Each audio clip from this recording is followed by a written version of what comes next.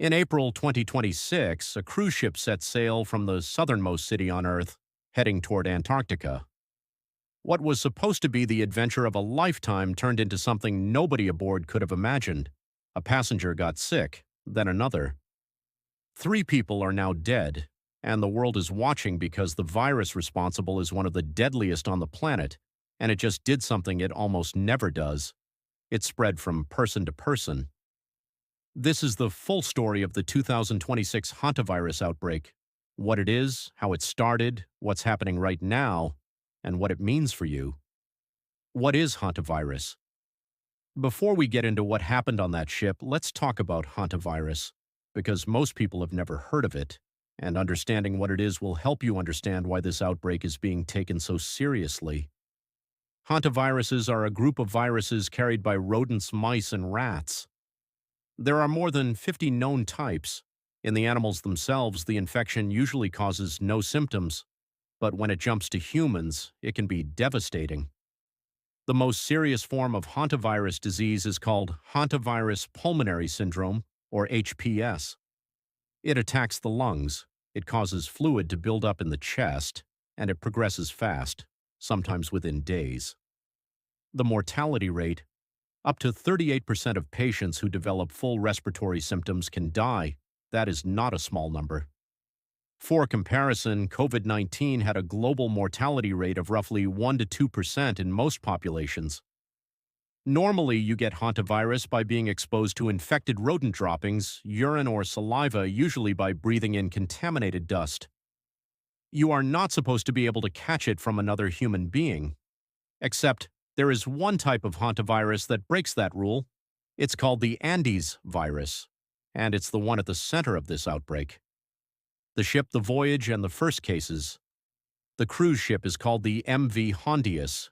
It's operated by a Dutch company called Oceanwide Expeditions, and it's designed for adventure tourism, the kind of trips that take passengers to Antarctica, remote islands, and places most people will never see.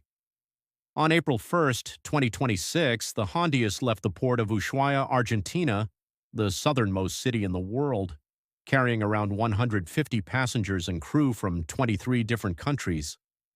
Passengers came mainly from Spain, France, the United Kingdom, and the United States. The crew was largely Filipino. What nobody knew at the time was that one passenger, a Dutch citizen, was already carrying the Andes virus.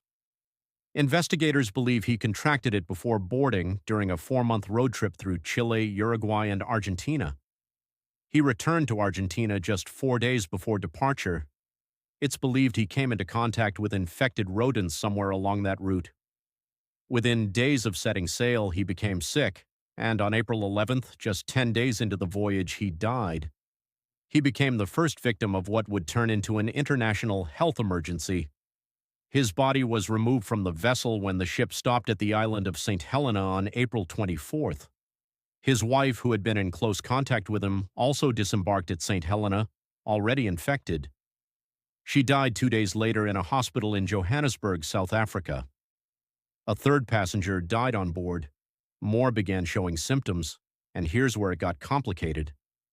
At St. Helena, 30 passengers also disembarked and dispersed to countries around the world: Turkey, Singapore, New Zealand, the United States. Some of them may have been exposed. The world responds.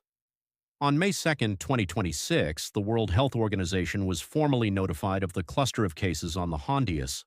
Within 48 hours, the story was global news.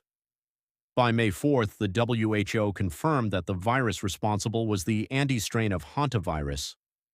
8 cases had been identified, 2 confirmed by laboratory testing, 5 suspected, and the investigation ongoing.